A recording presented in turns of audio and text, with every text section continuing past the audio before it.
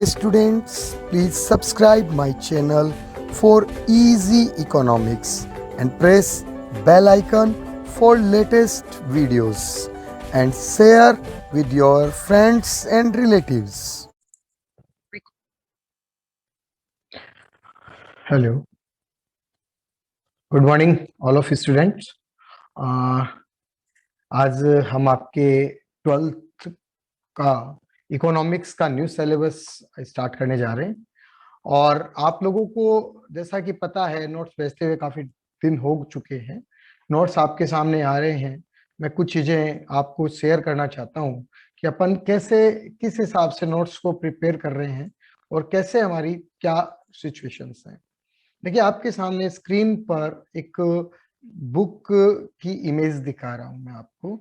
ये जो बुक की इमेज है ये एनसीईआरटी ने अपने सिलेबस के अकॉर्डिंग डिजाइन की है, लेकिन अभी राजस्थान बोर्ड ने किसी भी प्रकार की 12th के लिए बुक का डिजाइन नहीं किया है। लेकिन हमें अपने को पता है कि लास्ट ईयर एनसीईआरटी का सिलेबस हमारे राजस्थान बोर्ड में लग चुका है, एप्लीकेबल हो चुका है। तो हम लोगों ने इसी बुक को अपना बेस मानते हुए इसी के अकॉर्डिंग अपनी प्रिपरेशन स्टार्ट कर रही है। लेकिन मैं आपको क्लियर करूं कि इस बुक के साथ साथ मैंने आपको एक जो सीबीएसई में बुक चल रही हैं उन बुक से, जैसे ये आपके सामने राधा बहुगुणा धनपत राय एंड कंपनी की जो बुक चल रही है ये इंट्रोड्यूसिंग माइक्रो इकोनॉमिक्स, उसके साथ ही जो सीए के फाउंडेशन कोर्स में इकोनॉमिक्स का जो पोर्शन आता है उसमें माइक्रो इकोनॉमिक्स का जो पोर्शन है वो, और उसके साथ ही आपके लिए मैंने जो डिजाइन किया है नोट्स में उसमें एक जो टी आर जैन और वीके ओहरी की जो बुक है उसको भी इंक्लूड किया है। आपको जो मैं नोट्स दे रहा हूं वो इन 5 चीजों का एक अपने आप में समावेश है, एक इंक्लूजन है। Introductory microeconomics by T R Jain and V K Ohri, और आपने जो एनसीईआरटी ने जो डिजाइन किया है introductory microeconomics for class 11, क्योंकि सीबीएसई में 11th क्लास में माइक्रो इकोनॉमिक्स का चलती है, वहां पर economics micro economics 11th class में पढ़ाया जाता है, जबकि आरबीएसई के अकॉर्डिंग माइक्रो और मैक्रो दोनों 12th में पढ़ाई जानी है। इसलिए हम लोग इस बुक को भी ले रहे हैं। और मैंने आपको जैसे टी आर जैन और वीके ओहरी की बुक भी बताई, उसके साथ ये इंट्रोड्यूसरी माइक्रो इकोनॉमिक्स जो राधा बहुगुणा की है इसको भी मैं इंक्लूड कर रहा हूं। उसके साथ साथ जो सीए का फाउंडेशन कोर्स है, आगे के कंपटीशन एग्जाम्स में आपको किस प्रकार की बुक्स, किस प्रकार के टॉपिक्स की रिक्वायरमेंट होगी और किस प्रकार से आपके माइक्रो इकोनॉमिक्स के टॉपिक्स का बम्बारमेंट होगा, उनका विश्लेषण किया जाएगा, वो सब इसी में आपको क्लियर होगा। इसलिए मैं इन 4 बुक्स को एक साथ लेकर आपको जो नोट्स भेज रहा हूं वो भेज रहा हूं। मैं भी आपको एक क्लियर कर रहा हूं। सबसे पहले मैंने आपको एक क्लियर किया कि मेरे जो नोट्स हैं वो इन 4 बुक्स का एसेंस है जो आपको दिया जा रहा है। अब मैं आता हूं आपके सामने नोट्स के बारे में बात करने के लिए कि नोट्स कहां से कैसे अपन प्रिपेयर कर रहे हैं, उसके अकॉर्डिंग अपन देखेंगे। तो नोट्स की अगर अपन बात करते हैं तो ये आपको मैंने जो नोट्स दिया है वो एक एक topic to topic, word to word, जैसे कि मैंने आपको बताया कि इन 4 बुक्स को एनालाइज करके उसमें से जो चीजें आपको देनी है वो मैंने देने का कोशिश किया है। थ्योरी में भी हो सकता है आपको लगे कि सर थ्योरी बहुत ज्यादा है, तो लेकिन ऐसी चीजें हैं जो आपके नॉलेज को बढ़ाने में बहुत ज्यादा हेल्पफुल होगी। तो let's start the first part of economics, micro economics. और माइक्रो इकोनॉमिक्स को स्टार्ट करने के लिए जो सबसे पहला टॉपिक अपन को यूटिलाइज करना है, सबसे पहला टॉपिक जो मैंने आपको नोट्स में दिया है वो है कंसेप्ट ऑफ इकोनॉमिक्स। कंसेप्ट क्या है, ये वर्ड कहां से आया, इस वर्ड को कैसे एनालाइज किया गया, किसने ये वर्ड दिया, कैसे इसको एक प्रकार से इकोनॉमिक्स कहा गया, कहां से ये वर्ड आया, सब चीजें अपन को समझनी है। तो जब इस वर्ड को समझते हैं तो सबसे पहले मैं आपको वर्ड क्लियर करता हूं, इकोनॉमिक्स। और जो इकोनॉमिक्स वर्ड है उसे ड्राइव किया गया ग्रीक वर्ड, दो ग्रीक वर्ड, ओइकस और नेमिन। अपन इनको अगर मिक्स में बोले, एक साथ बोले, तो ओइकोनोमिया भी बोल सकते हैं, ओइकस और नेमिन। अब देखिए, अब इन दो वर्ड्स का अलग अलग मीन्स है। ओइकस जिसका मीन्स है हाउस होल्ड, और नेमिन जिसका मतलब है मीन्स मैनेजमेंट। अब यहां पर दोनों वर्ड को अगर अपन जोड़ें, ओइकोनोमिया, अब ये दोनों वर्ड जो है ओइकस और नेमिन, इन दोनों वर्ड को अलग अलग कर दिया अपन ने, तो एक वर्ड इसका है वो है ओइकोनोमिया। अब इस ओइकस और नेमिन का अलग अलग करने से ओइकस का मतलब हो गया हाउस होल्ड और नेमिन का मतलब हो गया मैनेजमेंट। अब इन दोनों वर्ड को अगर अपन साथ में लेके देखें तो इसका मीन्स होता है हाउस होल्ड मैनेजमेंट। एक हाउस होल्ड अपने आप को मैनेज कैसे करता है, इट मीन्स हर आदमी के घर में खर्चे होते हैं, हर आदमी घर में खर्चा करता है, तो उसका हर व्यक्ति का उसका मैनेजमेंट कैसे हो, वो ही हाउस होल्ड मैनेजमेंट। और वो हाउस होल्ड मैनेजमेंट ही इकोनॉमिक्स है। यानी पुराने समय में केवल इकोनॉमिक्स का मतलब ये होता था कि आज भी आप कई वर्ड्स में कई मुंह से सुने होंगे कि अभी जैसे इस कोरोना काल में भी लोग बोलते हैं ये सारी इकोनॉमिक्स गड़बड़ हो चुकी है।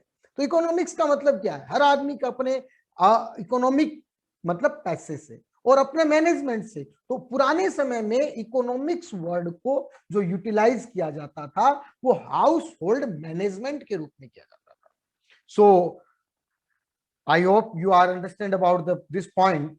इकोनॉमिक्स का मीन्स है household management. This is the first point, economics. अब अपन बात करते हैं आगे। तो जब आगे की बात करें तो 19th सेंचुरी में इकोनॉमिक्स को पॉलिटिकल इकोनॉमिक्स माना जाता था। 19th सेंचुरी से पहले अगर अपन बात करें तो इसको पॉलिटिकल इकोनॉमिक माना जाता था, क्योंकि मैंने आपको शायद बताया भी होगा 11th में कि चाणक्य, जिसे अपन विष्णुगुप्त भी कहते हैं, जिसे अपन कौटिल्य भी कहते हैं, उसने अर्थशास्त्र नाम की एक बुक को पब्लिश किया था। और उस बुक्स में सारी वो चीजें बताई थी जिसके अकॉर्डिंग अब उसको एक राजा को अपने स्टेट यानी राज्य को चलाने में किस प्रकार से व्यवस्थाएं करनी होती है। ये सारी जो चीजें थी वो एक राजा के द्वारा बताई गई थी। तो उस टाइम तक इकोनॉमिक्स को पॉलिटिकल इकोनॉमी ही कहा गया। लेकिन 1776 में एडम स्मिथ ने एक बुक लिखी और उस बुक का नाम था an inquiry into the nature and causes of wealth of nations, जिसे अपन क्या कहते हैं मोस्ट ऑफली शॉर्ट में एब्रीवेटेड, मतलब संक्षिप्त में शॉर्ट में अपन उसको बोलते हैं वेल्थ ऑफ नेशंस। और ये बुक जो थी एडम स्मिथ के द्वारा, एडम स्मिथ ने 1776 में पब्लिश की। इसलिए एडम स्मिथ को क्या कहा गया, फादर ऑफ इकोनॉमिक्स कहा गया। एडम स्मिथ को फादर ऑफ इकोनॉमिक्स कहा गया क्योंकि 1776 में उसने ये बुक लिखी। और ये ही इसका इंट्रोडक्शन था, वर्बली शुरुआत का। बाद में क्या हुआ उसके बारे में अपन बात करेंगे, लेकिन उससे पहले मैं आपको एक बात बताऊं कि मोस्ट प्रोबेबली अगर आप लोगों ने लोगों से कहते हुए सुना होगा या आपके मन में भी कई बार विचार आए होंगे कि दो वर्ड अलग अलग आते हैं, एक आता है इकोनॉमिक्स और एक आता है इकोनॉमी। दोनों वर्ड अलग अलग हैं, लेकिन हम लोग क्या करते हैं most probably lack of knowledge economics and economy को एक ही मान लेते हैं, लेकिन बहुत ज्यादा फर्क है। इकोनॉमिक्स में और इकोनॉमी में फर्क क्या है देखिए। इसलिए मैंने सबसे पहले आपको क्लियर करना उचित समझा कि आपको यह बताना जरूरी है कि इकोनॉमिक्स क्या है और इकोनॉमी क्या है। तो इकोनॉमिक्स क्या है भाई? Economics is a social science of human behaviour. Human behaviour का सोशल साइंस है। एक ह्यूमन क्या करता है, उसका बिहेवियर क्या है, और वो क्योंकि ह्यूमन क्या है, सोशल पर्सन है। एक मानव क्या है, एक सोशल पर्सन है। एक ह्यूमन सोशल पर्सन है, तो क्यों उसके बिहेवियर का नॉलेज है। Social science of human behaviour, क्योंकि वो which deals with allocation of scarce resources in such a manner that consumer can maximize their satisfaction, producer can maximize their profit, and society can maximize its welfare. यहां पर एक word आया है square. अब इस word को समझना बहुत जरूरी है। अब इस वर्ड को मैं आपको क्लियर कर रहा हूं एक एग्जाम्पल के द्वारा। सपोज आप सबने एक कंपटीशन एग्जाम में पार्टिसिपेट किया और you got the gold medal and 5,000 rupee amount with your competition exam। आपको उस कंपटीशन एग्जाम में 5,000 रुपए की नगद राशि और एक गोल्ड मेडल दिया गया। आपके फ्रेंड ने सबने बोला कि you gain 5,000 rupees of prize, so let's start party. हम कुछ पार्टी करना चाहते हैं, हम लोग कुछ ऐसा करना चाहते हैं कि एंजॉय करना चाहते हैं। अब आपके दिमाग में क्या था? आपने सोचा था कि ये जो मेरे को गिफ्ट के पैसे मिलेंगे, मैं उससे क्या करूं। अब आपके दिमाग में बहुत से प्लानिंग थे कि मुझे वो अमाउंट मिलेगा तो मैं उस अमाउंट से सबसे पहले तो मैं अपने पापा के लिए एक घड़ी खरीदूंगी। सेकंड, आपके मन में था मैं मम्मी के लिए कुछ स्पेशल साड़ी लेके जाऊं। थर्ड, आपके मन में था मैं अपने सभी भाइयों बहनों के लिए चॉकलेट्स का इंतजाम करूंगी। और कई ये प्लानिंग चल रही थी, उसके साथ साथ आपके प्लानिंग ये भी चल रही थी कि 5,000 मुझे अवार्ड मिला है, क्यों ना मैं अपने लिए एक टैबलेट खरीद लूं, या मैं क्यों ना अपने फ्रेंड्स को पार्टी दे दूं, या मैं अपने लिए ड्रेस खरीद लूं, या मैं अपने लिए बुक्स खरीद लूं। यानी बहुत से आपके मन में विचार आए, बहुत से। लेकिन आप उनमें से क्या करोगे? कुछ ही चीजों को यूज कर सकते हो। Because why? क्योंकि आपके पास सिर्फ अमाउंट कितना है? 5,000 रुपीज। आपके पास 5,000 रुपए हैं। अगर यही 50,000 रुपए होते तो आप सारा काम कर सकते थे, लेकिन आपके पास पैसे कितने हैं? Only 5,000 rupees. तो इसे बोलते हैं स्केयर रिसोर्सेज। आपके पास रिसोर्सेज स्केयर हैं, और उस स्केयर रिसोर्सेज में अब आप क्या कर सकते हो? आपको कुछ न कुछ को सैक्रिफाइस करना होगा। अगर आप मदर, फादर, ब्रदर्स, इनके लिए जो चीज सोच रहे हैं वो करना है, तो आपको अपने फ्रेंड्स की पार्टी को सेक्रीफाइस करना होगा, आपको अपने लिए ड्रेस को सेक्रीफाइस करना होगा, आपको बुक्स को सेक्रीफाइस करना होगा, क्योंकि ह्यूमन वांट्स आर अनलिमिटेड। आदमी की जो वांट्स है वो बहुत ज्यादा है, और रिसोर्सेज क्या हैं? स्केयर हैं। तो इकोनॉमिक्स एक सोशल साइंस है जो ह्यूमन बिहेवियर को डील करती है, किसके साथ? Allocation of scarce resources. Allocation of scarce resources in such a manner. और किस मैनर में, किस तरीके से, किस लिए? ताकि एक मार्केट में, एक इकोनॉमी में 3 पर्सन होते हैं। एक होता है कंज्यूमर, जो कंज्यूम करता है, जैसे कि हम लोग हैं। हम लोग सब क्या है? कंज्यूमर है। तो कंज्यूमर क्या चाहता है कि उसके पास जितना पैसा है उसमें वो अपने सेटिस्फेक्शन को ज्यादा से ज्यादा करे। यानी अगर कोई चीज बाजार में आप जाते हो और बाजार में उसको आप पूछते हो भाई साहब क्या भाव है, और वो कहता है 100 रुपए किलो, आप बोलते हो नहीं नहीं यार 100 रुपए में तो नहीं, 100 रुपए के 1.5 किलो दो, या उसको चेंज। आप ये कोशिश करते हो कि आप जितना ज्यादा हो सके अपने सेटिस्फेक्शन को मैक्सिमाइज करना चाहते हो, एक कंज्यूमर के लिए। सेकंड आता है प्रोड्यूसर के लिए। प्रोड्यूसर क्या करना चाहता है? Producer can maximize the profit. Producer क्या करना चाहता है? प्रोड्यूसर जो प्रोडक्ट को प्रोड्यूस करता है वो चाहता है कि उसका जो प्रॉफिट है वो मैक्सिमाइज हो। और सोसाइटी क्या चाहती है? सोसाइटी वेलफेयर को मैक्सिमाइज करना चाहती है।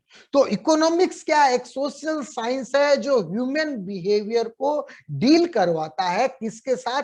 एलोकेशन ऑफ स्केयर रिसोर्सेज, कि किस तरीके से आपके पास जो स्केयर रिसोर्सेज हैं उन रिसोर्सेज से एक कंज्यूमर अपने सेटिस्फेक्शन को मैक्सिमाइज करेगा, प्रोड्यूसर अपने प्रॉफिट को मैक्सिमाइज करेगा और सोसाइटी अपने वेलफेयर को मैक्सिमाइज करेगी। कैसे करेगी? वो सारा जो रिसोर्स, सारी जो प्रोसेस है वो हमें कौन डील करता है? Economics. I hope it is the clear for you. Next, economy. Economy क्या है? An economy refers to social, political and economic organisation and structure of a country. Economy है वो क्या है? Social, political, and economic organization. देखिए यहां अपन ने बात की थी, किसकी की थी? कंज्यूमर की थी, प्रोड्यूसर की थी और सोसाइटी की थी। तो इकोनॉमी क्या है? Economy social, political and economic organisation and structure of a country. Sorry, एक इकोनॉमिक जो है वो किसको रेफर करेगी? Social, political and economic organisation. Social, political and economic organisation और स्ट्रक्चर ऑफ ए कंट्री। देखिए हर कंट्री की इकोनॉमी का अलग अलग प्रोसेस होता है, अभी बताऊंगा मैं कैसे होता है। तो आप ये देखिए क्या इकोनॉमी रेफर कर रही है, उसका सोशल बैकग्राउंड क्या है, पॉलिटिकल क्या है और इकोनॉमिक ऑर्गेनाइजेशन और स्ट्रक्चर उस कंट्री का क्या है, वो इकोनॉमी है।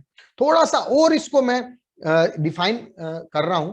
तो economic includes all the production units in a defined area which provide people with the means of work and earn an income। कि लोग किस तरीके से काम करते हैं और उनके अर्न करने का तरीका क्या है, वो इनकम को कैसे अर्न करते हैं, ये सब इकोनॉमी में इंक्लूड होता है। And economy refers to social, political and economic organisation and structure of a country. Economy क्या इंक्लूड करती है? प्रोडक्शन यूनिट को, कि किसी भी एरिया में, चाहे वो, देखिए मैं आपको यहां क्लियर करूंगा कि जो इकोनॉमी के सेक्टर होते हैं वो 3 होते हैं। 3 sectors are there. First, primary, secondary और टर्सरी। प्राइमरी सेक्टर में एग्रीकल्चर एंड एलाइड सर्विसेज आती हैं।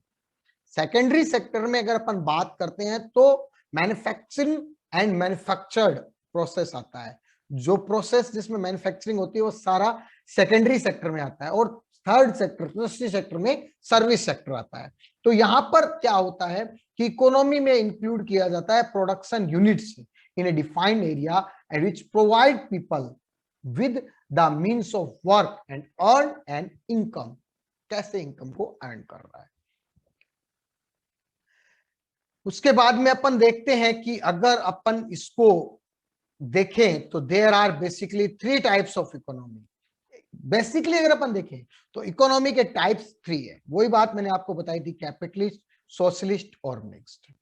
कैपिटलिस्ट, सोशलिस्ट और मिक्स्ड, क्योंकि आगे इसको मैंने क्लियर किया है एक एक पॉइंट को पॉइंट, लेकिन फिर भी थोड़ा सा बता दूं। कैपिटलिस्ट का मतलब होता है जिसके अंदर जो पैसे वाले होते हैं ना, पैसे वाले जिनके पास पैसे खूब है, टाटा, बिरला, डालमिया, अंबानी, अडानी, ये जो है ना, इनका ही वर्चस्व हो जिस कंट्री में, वो कैपिटलिस्ट इकोनॉमी होती है। जिस कंट्री में केवल इनका ही अपना एक पूरा जो सिस्टम है वो सारा इनके अंडर में हो, कैपिटलिस्ट इकोनॉमी। सोशलिस्ट इकोनॉमी जिसमें सब कुछ गवर्नमेंट के अंडर में हो, गवर्नमेंट अपने हाथ में रखे, वो चाहे तो किसी को छूट दे, वो चाहे तो नहीं दे, वो चाहे तो हर काम जो होगा वो गवर्नमेंट के अंडर में होगा। और थर्ड है मिक्स्ड, जहां कैपिटलिस्ट भी होगा और सोशलिस्ट भी होगा, वो होगा मिक्स्ड इकोनॉमी। इंडिया में मिक्स्ड इकोनॉमी है। अगर अपन ब्रिटेन के देखें तो कैपिटलिस्ट इकोनॉमी है, चाइना को देखें तो सोशलिस्ट इकोनॉमी है। तो ये सब बातें अभी अपन करेंगे इनको क्लियर। उसके बाद में मैं आगे बताता हूं आपको कि इन इकोनॉमिक सिस्टम को मैंने जैसे अभी ऊपर आपको बताया कि 3 सेक्टर्स में डिफाइन अलग अलग किया गया है। तो पहला है primary sector, agriculture and animal husbandry. दूसरा जो सेक्टर है वो secondary sector is industry and manufacturing sector, और टर्शरी सेक्टर सर्विसेज है। उसके बाद मैं आपको कुछ सिंपल इकोनॉमी के लिए कुछ वर्ड्स जो यहां यूटिलाइज किए जाएंगे, और उन वर्ड्स को ये क्या, जब तक पूरी माइक्रो इकोनॉमिक्स और मैक्रो इकोनॉमिक्स चलेगी, ये कुछ वर्ड्स बार बार में आपके सामने आएंगे। तो उनको मैं क्लियर कर रहा हूं कि वो वर्ड्स क्या है। उन वर्ड्स को समझने में सबसे पहले गुड्स वर्ड आएगा, सर्विसेज वर्ड आएगा, कॉमोडिटी वर्ड आएगा, इंडिविजुअल वर्ड आएगा, रिसोर्स वर्ड आएगा। ये काफी वर्ड्स आएंगे, आपके सामने आएंगे। अब इनको क्लियर करना जरूरी है कि ये वर्ड्स हैं क्या। तो सबसे पहले मैं आपको क्लियर करूं कि जो वर्ड है गुड्स, इस गुड्स का मतलब क्या होता है। All physical tangible objects that satisfy people's want and needs. Example, wheat, bread, milk। देखिए गुड्स क्या है, गुड्स का मतलब है ऑल फिजिकल टेंजिबल ऑब्जेक्ट्स। देखिए 2 तरह के ऑब्जेक्ट्स होते हैं, एक होता है टेंजिबल और एक होता है इनटेंजिबल। टेंजिबल जिसे आप लोग छू सके, हाथ लगाकर देखेंगे तो आपको पता चल जाएगा कि ये वस्तु है। जैसे कोई भी चीज है, व्हीट है, ब्रेड है, मिल्क है, या आप इनको देख सकते हैं, हाथ भी लगा सकते हैं, सब कुछ कर सकते हैं, वो टेंजिबल ऑब्जेक्ट्स हैं। तो all physical tangible objects that satisfy people's want and needs, it is called goods. I hope it's clear. Tangible word जहां गया वो गुड्स है।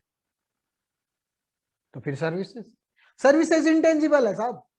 जैसे आप डॉक्टर के पास गए, अब आप बोलोगे सर डॉक्टर को तो हम हाथ लगा के देख सकते, डॉक्टर को आप हाथ लगा के दे सकते हो, लेकिन जो सर्विस डॉक्टर ने दी है वो सर्विस आपको दिख रही है, लेकिन आप उसको महसूस कर सकते हो। लेकिन आप जैसे व्हीट है, ब्रेड है, मिल्क है, इनकी तरह उसको छू नहीं सकते। जैसे टीचर एक टीच पढ़ा रहा है, लेकिन ये सर्विस है। वकील आपको अपनी ओपिनियंस दे रहा है, एडवोकेट, या इंजीनियर अपने आपको एक मकान बनाने का नक्शा बना के दे रहा है। ये सब क्या है, सर्विसेज है। तो services are used for intangible satisfaction of wants and needs. Service of doctors, teachers, ये सब सर्विस है। तो ये क्या हो गया, गुड्स एंड सर्विसेज। उसके बाद में मैं आता हूं कॉमोडिटी पे। कॉमोडिटी क्या है, commodity is common name for goods and service. जहां गुड्स यूज किया जा रहा है, अगर पूरी बुक में जहां भी आपको गुड्स वर्ड यूज किया जाए, इसका मीन्स आप समझ जाएंगे कि गुड्स का मतलब टेंजिबल ऑब्जेक्ट्स है, और अगर सर्विस यूज किया जाए इसका मतलब आप समझ जाएंगे कि इनटेंजिबल ऑब्जेक्ट्स है। लेकिन अगर कॉमोडिटी वर्ड यूज किया जाए तो आपको यह समझना है कि यहां क्या है, गुड्स भी है और सर्विस भी है, दोनों को यूटिलाइज किया गया है। उसके बाद में मैं आता हूं इंडिविजुअल। इंडिविजुअल का क्या मतलब होता है, individual means an individual decision making unit. एक इंडिविजुअल वर्ड अगर जहां गया ना, उसका मतलब यह है कि एक ऐसा पर्सन जो इंडिविजुअल डिसीजन ले सकता है, individual decision making unit. It can be a single person, वो सिंगल पर्सन भी हो सकता है, और ए ग्रुप हो सकता है। जैसे घर है, एक घर के अंदर 20 आदमी होते हैं, लेकिन वो पूरा जो परिवार है, परिवार मिलकर डिसीजन लेता है, तो वो क्या कहलाएगा, ग्रुप, इंडिविजुअल कहलाएगा। और एक फर्म भी हो सकती है और एक ऑर्गेनाइजेशन भी हो सकता है। अब आप यहाँ पर इंडिविजुअल का मतलब ये नहीं कहेंगे, अब आज तक आपने इंडिविजुअल का मतलब क्या कहा, एक सिंगल पर्सन। आप लोग इंडिविजुअल किसे समझते थे अभी तक, एक सिंगल पर्सन को, लेकिन यहां पर इंडिविजुअल का मतलब एक सिंगल पर्सन से नहीं है। यहां इंडिविजुअल का मतलब है ए सिंगल या इंडिविजुअल डिसीजन मेकिंग यूनिट, जैसे सिंगल पर्सन या ग्रुप या हाउस होल्ड या फर्म या एनी अदर ऑर्गेनाइजेशन। ये आपको इंडिविजुअल के बारे में बात की। फिर मैं आपसे बात करता हूं रिसोर्सेज क्या होते हैं, दोज गुड्स और सर्विसेज। 5 पॉइंट, जैसे आपको सबसे पहले मैंने आपको गुड्स बताया, सर्विस बताई, कॉमोडिटी बताई, इंडिविजुअल बताया। अब रिसोर्सेज क्या होते हैं? अब रिसोर्सेज जैसे मैंने आपको बोला स्केयर रिसोर्सेज होते हैं, तो रिसोर्सेज क्या होते हैं? Those goods and service which are use to produce, वो गुड्स और सर्विस जो किसी चीज को प्रोड्यूस करने के काम में आते हैं। किसको? अदर गुड्स और सर्विस को। those goods and services which are used to produce other goods and services। वैसे मान लो लैंड है, लेबर है, टूल्स है, मशीनरी है, ये सब क्या है? इनसे ही तो प्रोडक्शन होगा। तो ये सब क्या है? रिसोर्सेज हैं। और इकोनॉमिक्स क्या है? ये 5 चीजें आपको समझाने के बाद मैं आपको कंक्लूजन पे लेके चल रहा हूं। अब कंक्लूजन क्या आता है कि economics is a subject matter that deals with economic problem related to human right। अपन को यहां पर वर्ड क्या यूज किया गया कि इकोनॉमिक्स क्या है? एक सब्जेक्ट मैटर है जो किसके साथ डील करता है? इकोनॉमिक प्रॉब्लम, जो किससे रिलेटेड है? ह्यूमन लाइफ से रिलेटेड है। उसके बाद में इकोनॉमिक प्रॉब्लम क्या है? Problem of choice. ये क्यों राइज होती है साहब? 2 रीजन से राइज होती है। Number 1, human being have unlimited wants. पहली बात मैंने आपको बताई थी, ह्यूमन बीइंग्स के पास अनलिमिटेड वांट्स हैं और रिसोर्सेज क्या है? Have alternative uses. अगर मान लीजिए आपके पास वो 5000 नहीं होते, जैसे मैंने आपको एग्जांपल दिया था, ये आपको 5000 रुपीज दिए, उस 5000 की जगह आपको केवल और केवल एक बुक्स का सेट दे दिया जाता कि बेटा आपको गिफ्ट में बुक्स का सेट दिया जा रहा है, तो आपके पास क्या थी? अल्टरनेट थे ही नहीं, आप बुक्स यूज करते। लेकिन वो 5000 रुपीज दे दिए तो उसका क्या है? अल्टरनेटिव यूज है, इसीलिए प्रॉब्लम आ गई। और इसलिए आदमी की जो वांट्स है वो अनलिमिटेड है, रिसोर्सेज के अल्टरनेटिव यूजेस है। और अनलिमिटेड वांट्स को सेटिस्फाई करने के लिए हमारे पास क्या है? जो रिसोर्सेज हैं वो क्या है? स्केयर है। रिसोर्सेज स्केयर हैं। ये सब बातें क्लियर करती है कि इकोनॉमिक्स क्या है। इकोनॉमिक्स सब्जेक्ट मैटर है जो किसके साथ डील करती है? इकोनॉमिक प्रॉब्लम, जो ह्यूमन लाइफ की इकोनॉमिक प्रॉब्लम है उनके साथ डिटेल करती है। अब यहां तक मैंने आपको क्लियर किया और अब मैं आपको जो बात बताने जा रहा हूं उस पर गौर कीजिएगा कि जॉन नेवेले किन्स, J.N. किन्स एक ऐसे पर्सन थे जिन्होंने डिस्क्राइब किया nature and scope of economics को डिटेल में। और यहां पर क्या है कि यहां पर इसका सब्जेक्ट मैटर बताया गया कि माइक्रो इकोनॉमिक्स और मैक्रो इकोनॉमिक्स को अलग अलग किया गया। तो यहां पर यह बताया गया कि माइक्रो इकोनॉमिक्स जो है वो क्या है? स्टडी ऑफ इंडिविजुअल यूनिट्स है। इसमें कंज्यूमर आएगा, प्रोड्यूसर आएगा और फर्म आएगा। ये सब क्या है? माइक्रो इकोनॉमिक्स का सब्जेक्ट मैटर है। और माइक्रो के अलावा अगर अपन मैक्रो की बात करेंगे तो बिहेवियर ऑफ ग्रुप्स और इंडिविजुअल यूनिट। इंडिविजुअल यूनिट का मतलब ग्रुप हो गया ना, तो एक नेशन की बात करोगे तो मैक्रो इकोनॉमिक्स की बात होगी। और जो ये माइक्रो और मैक्रो वर्ड है ना, वो सबसे पहले वैगनर फ्रिस ने 1933 में यूज किए थे। माइक्रो और मैक्रो जो वर्ड है, ग्रीक वर्ड मिक्रोस और मैक्रोस से बने हुए हैं।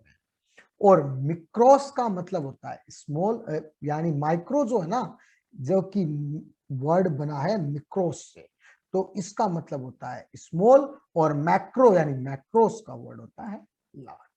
तो बच्चों आज के इस वीडियो में मैं आपको इतना ही पढ़ाऊंगा।